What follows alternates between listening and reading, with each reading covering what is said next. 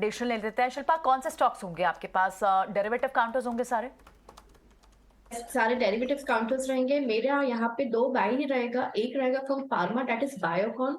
Biocon काफी beaten down है pharma के रैली में, स्टिल इसने अपना पार्टिसिपेशन दिखाया नहीं है, लेकिन यहाँ पे सबसे well placed and favourable risk reward में बायोकॉन है, जहां पे आपको स्टॉप लॉस 265 का लगाना है।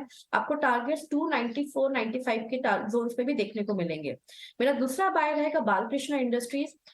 फॉल में भी बालकृष्ण इंडस्ट्रीज 2100 जोन होल्ड कर रहा है, तो मेरे हिसाब से यहाँ पे आपको स्टॉप लॉस जस्ट 2100 से नीचे लगाना है, मे बी 2090, एंड टारगेट्स आपको 220 के, आई मीन 2200 के ऊपर भी देखने को मिलेगा।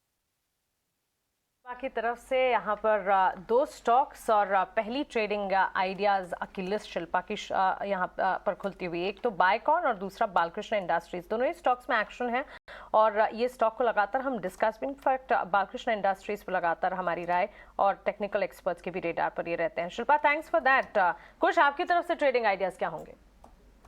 जी हाँ, देखिए मेरे भी दो स्टॉक्स हैं, दोनों ही ऑन द बाई साइड। और जैसा मैं डिस्कस कर रहा था दैट आईटी एंड मेटल में अनयूजुअल थोड़ा बिहेवियर देखने मिल रहा है, जहां स्टॉक्स नीचे जा रहे हैं और हायर स्ट्राइक्स के कॉल में अनवाइंडिंग हो रही है। ऐसे ही दो स्टॉक्स हैं। पहला है एचसीएल टेक। स्टॉक में हमने डिप देखा है, लेकिन पिछले 5 से 8 सेशन से स्टॉक ने 200 डे मूविंग एवरेज पे सपोर्ट लिया है, बाउंस भी किया है, और कल जहां मार्केट इतना लो था 1% से ऊपर की क्लोजिंग दी है। सो मेरे लिए डेफिनेटली यहाँ पे सपोर्ट भी है और रिलेटिव स्ट्रेंथ भी है। सो एचसीएल टेक ट्रेडिंग के लिहाज से अगर आप लेके चलें तो 1060 का टारगेट, 1030 का स्टॉप लॉस, बट पोजिशनली मुझे लग रहा है 1100 के लेवल्स भी इसमें देखने मिल सकते हैं। सेकेंडली हिंडाल्को। अगेन इस स्टॉक में भी हमने हल्का सा करेक्शन देखा, लेकिन इस स्टॉक की बिहेवियर रही है कि ये 20 डे मूविंग एवरेज के पास पिछले 3 से 6 महीने में अच्छा खासा सपोर्ट लेके रिबाउंड कर रहा है। कल की क्लोजिंग भी हुई है 20 डे मूविंग एवरेज के बिल्कुल पास में ही। सो यहाँ पे भी एक अच्छा खासा अपसाइड बन सकता है।